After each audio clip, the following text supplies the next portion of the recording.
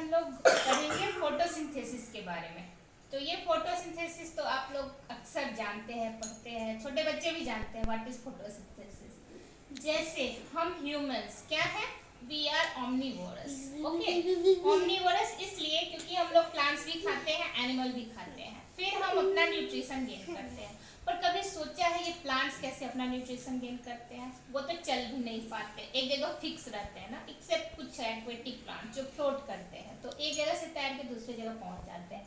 लेकिन जनरली जो है ट्री, श्रब्स और जो हर्ब्स हैं, श्रब्स हैं, वो तो एक जगह फिक्स रहते हैं मिट्टी में, या फिर आप अपने गमले में लगाते हैं फॉर ऑर्नामेंटल पर्पस।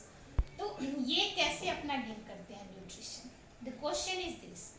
तो ये होता है एक प्रोसेस के द्वारा। जैसे कि हम अपने किचन में खाना बनाते हैं ना, तो प्लांट्स का किचन क्या है? प्लांट्स का किचन है उसका लीफ, और लीफ में जो होता है ना, ये फोटोसिंथेसिस प्रोसेस होता है। तो फोटोसिंथेसिस क्या में होता है? लीफ में। क्यों? क्योंकि उसमें ना क्लोरोप्लास्ट है, एक पिगमेंट है, और भी पिगमेंट्स होते हैं, जैसे कि क्लोरोफिल ए है, क्लोरोफिल बी है, ठीक है। तो प्लास्टिड होता है क्लोरोप्लास्ट। आपको बाद में बताऊंगी कि व्हाट इज प्लास्टिड, ठीक है। तो प्लास्टिड जो जनरली है, ये ग्रीन पिगमेंट्स प्रोवाइड करते हैं, ठीक है। तो क्लोरोप्लास्ट क्या है? प्लास्टिड है, और ये एक स्ट्रक्चर है, ठीक है। और ये कहाँ होता है? मीसोफिल सेल्स होते हैं हमारे लीफ में, होते हैं पार्टिकुलर सेल्स जिसको कहते हैं मीसोफिल सेल्स। ओके, तो इस सेल में होता है हमारा क्लोरोप्लास्ट होता है, और ये जो प्रोसेस है फोटोसिंथेसिस का, वो अकर होता है। तो फिर फोटोसिंथेसिस होने के लिए क्या क्या नेसेसरी एलिमेंट्स की जरूरत होती है ना। तो फोटो से आप समझ लीजिए क्या, लाइट। फोटो मीन्स लाइट, और सिंथेसिस मीन्स उसको जनरेट करना, प्रोड्यूस करना, क्या? कार्बोहाइड्रेट। तो ये फोटोसिंथेसिस नाम से ही क्लियर हो जाता है, ठीक है। तो फोटोसिंथेसिस में हमारे प्लांट्स क्या करते हैं? CO2 लेते हैं। कहाँ से लेते हैं? तो CO2 अपने एटमॉस्फेयर से ले लेते हैं, जो कि जनरली आपको पता है कि CO2 बहुत ही कम मात्रा में पाया जाता है हमारे एटमॉस्फेयर में। अगर इसका मात्रा बहुत इंक्रीज किया तो क्या होता है? अब तो इंक्रीज कर भी रहा है ड्यू टू पॉल्यूशन। हमने बहुत ही पॉल्यूट कर दिया है अपने एटमॉस्फेयर को।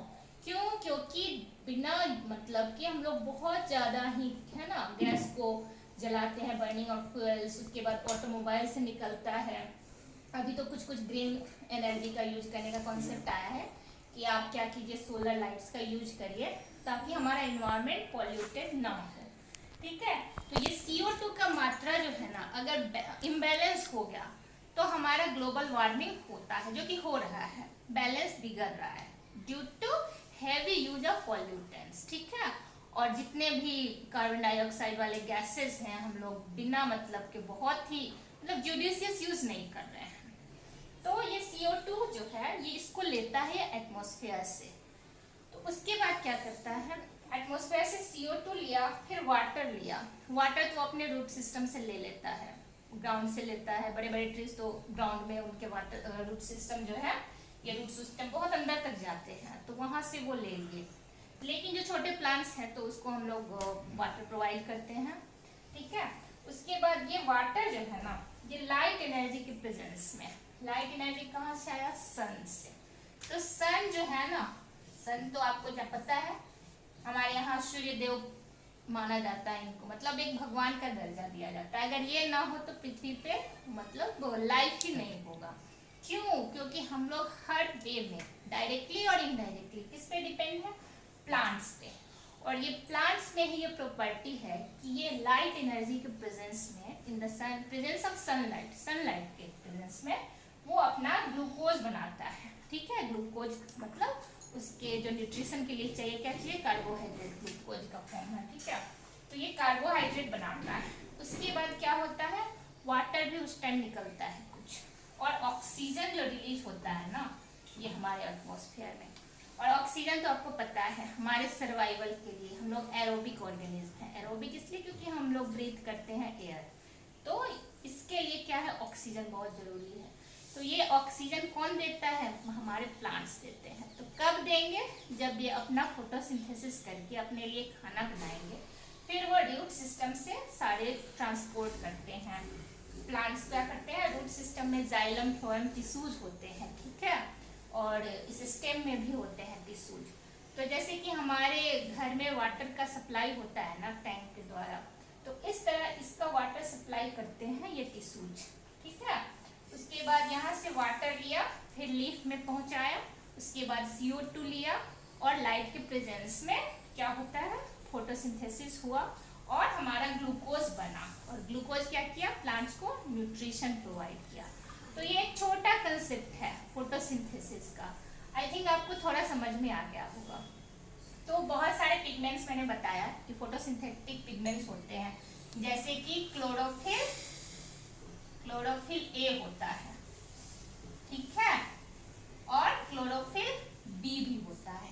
और आपको जान के हैरानी होगी कि ये प्लांट्स ही केवल फोटोसिंथेसिस नहीं करते हैं, और कुछ पिगमेंट प्लांट्स में ही नहीं रहते, कुछ हमारे बैक्टीरिया हैं, ठीक है, जो कि ये रखते हैं पिगमेंट्स, वो भी फोटोसिंथेसिस करते हैं, कुछ बैक्टीरिया। ठीक है, आपको मैं बताऊंगी कुछ एल्गी हैं, तो एल्गी तो माइक्रो ऑर्गेनिज्म में आता है, उसका स्टडी है।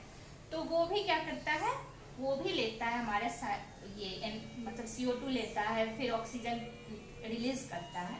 तो वो भी क्या है, वो प्लांट्स हैं। एल्गी को प्लांट्स टाइप में ही रखा गया है, और ये भी फोटोसिंथेसिस करते हैं, और इनमें भी क्या होता है, पिगमेंट्स होता है, फोटोसिंथेटिक पिगमेंट्स होते हैं। तो ये बहुत ही यूनिक कंसेप्ट है। आई थिंक आप लोग को बहुत अच्छे से समझ में आया, और फिर मैं दूसरे लेक्चर में इसको प्रॉपरली डील करूंगी, ओके, कि कैसे होता है फोटोलिसिस ऑफ वाटर। जो यहाँ हमारा ये वाटर है ना, इसका फोटोलिसिस होता है in the presence of sunlight, split करते हैं वाटर, और वो वाटर मॉलिक्यूल जब स्प्लिट करता है तो फिर क्या होता है, ऑक्सीजन रिलीज करता है।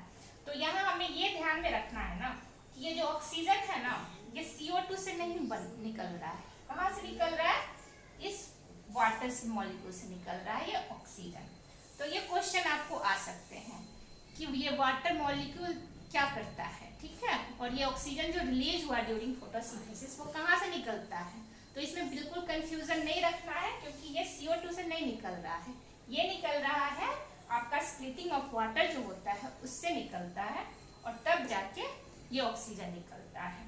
ठीक है, तो ये एक क्वेश्चन है जो नीट में भी आता है ऑफन, तो ये आप याद रखिएगा और कोई कंफ्यूजन नहीं होना चाहिए।